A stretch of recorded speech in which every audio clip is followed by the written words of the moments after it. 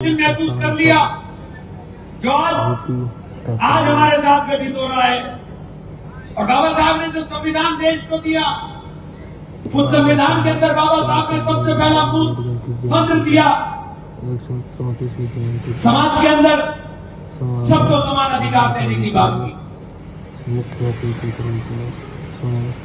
समाज के अंदर सबके अधिकारों के संरक्षण की बात की। ये देश जिसके अंदर 350 से ज्यादा जातियां और बोलियां बोली जाती हो, भाषाएं बोली जाती हो, उसको एकता के सूत्र में अगर किसी ने पिरोने का काम किया, वो था वो ग्रंथ जिसका नाम संविधान है और जिसके रचयिता बाबा साहब भीमराव अम्बेडकर। और इस ग्रंथ को बदलने की लगातार बातें की जाती हैं, जो हमने पोषित करने का काम किया था, वो मिशन मूवमेंट कब तोड़ रहा है, लेकिन आपकी समझ में नहीं आ रहा। आज उस मिशन मूवमेंट को जिंदा करने की जरूरत है। मेरा सौभाग्य रहा कि मैंने उसको मिशन मूवमेंट को समझने का काम किया और मैं लगातार उसकी मजबूती के लिए आवाज उठाता।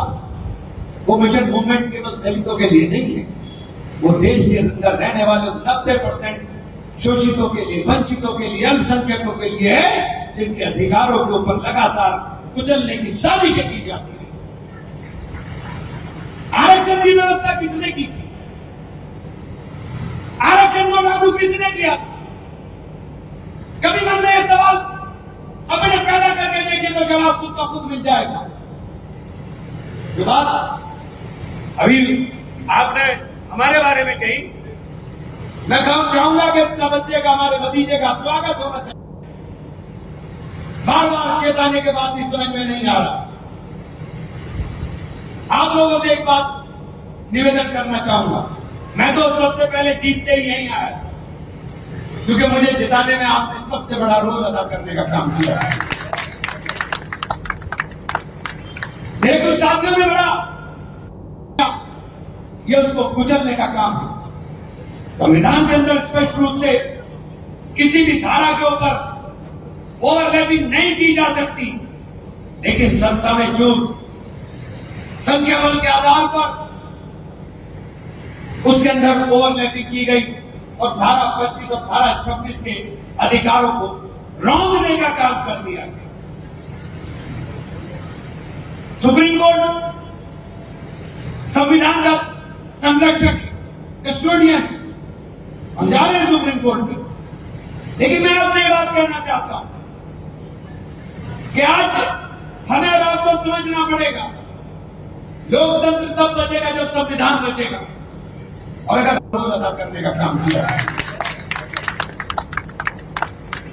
मेरे कुछ साथियों ने बड़ा, और मुझे सबका वोट मिला, इसमें कोई दो राय नहीं, सबने वोट दिया, लेकिन मेरे कुछ साथियों ने कहा कि साहब हमारे गांव से बहुत वोट मिला। मैंने कहा अच्छा, मैंने रिजल्ट बनाया मामला थी। मैंने कहा अगर भाजपा के वोट में कमी आई, मेरे वोट में बढ़ोतरी हुई तो तुम्हारा वोट मिला है, लेकिन बसपा के वोट में कमी आई और मेरे वोट में बढ़ोतरी हुई तो फिर ये बताने की जरूरत नहीं है कि किसका वोट मुझे मिला।